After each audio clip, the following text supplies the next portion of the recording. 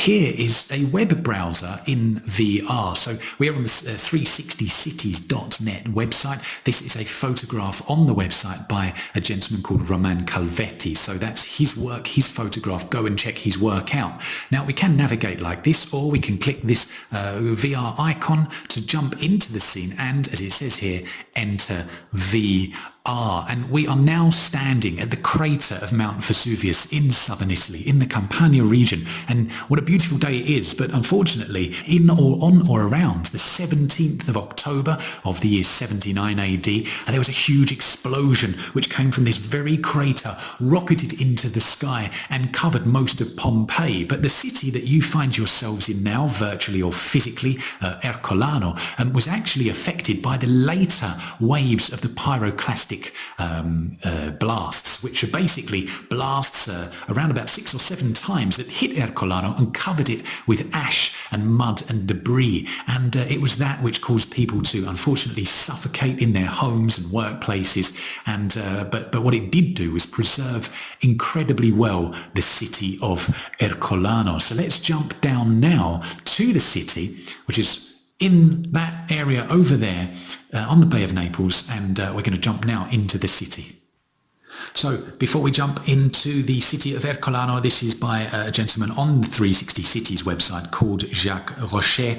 Please go and check out his work and give him credit for his beautiful photography. But we're going to enter VR right now. We click that and we select the words enter VR, and here we are standing at the foot of Mount Vesuvius, 13 kilometers away. But it was this very city, Ercolano, that all those years ago was covered in mud and debris, and it was only 1700 years later, after that event, in the 1700s, the 18th century, that they discovered this very city that we're standing in right now. So as you can see, it's a wonderful opportunity to immerse your students in places like this. Maybe they can't physically visit for those reasons we covered at the beginning of the presentation, and you can see a beautiful Roman column still standing pretty intact. So we're going to jump now into the final part of this tour, which is the College of the Augustus. So let's go there right now.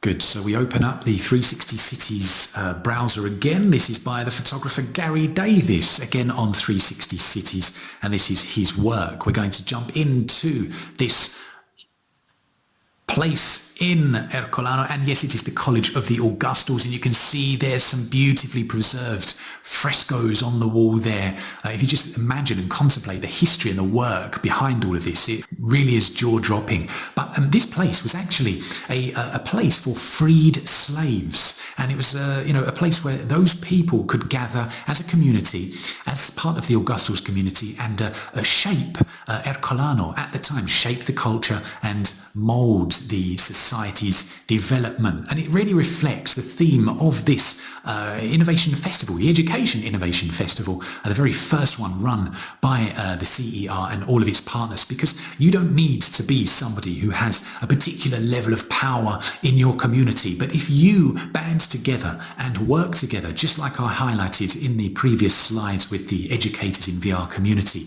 it's a wonderful opportunity for you to actually push forward the next generation of technology and innovation in your field. So if this isn't inspirational for the next generation of education and innovation, then I don't know what is. But before we finish this tour of Ercolano, I want to show you one final thing, and it's relating to the 3D objects that are available on the internet and therefore in virtual reality. So let's go in there right now.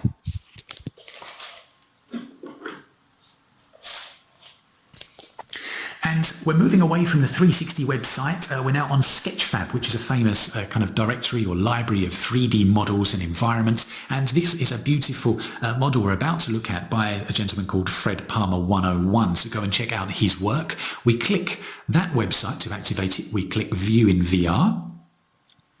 And there we go. We are now standing next to, an ancient thermopylaeum. Hopefully I pronounced that correctly, but this is something that was uncovered in the excavations of Ercolano, and it was actually a place where people could get food for dinner, and often these holes, and we can take a closer look actually if we just move over here. These holes here were filled with jars or jugs which actually contained the products to be sold, and people could come here in the community and enjoy some hot food. And we can just bring that up a bit bigger, a bit closer to us to get a good perspective of what life must have been like for people in Ercolano at the time. So maybe the quality isn't fantastic, but it does give you a sense of how we can use this digital media to resurrect aspects of our cultural heritage that otherwise would be lost in the sands of time.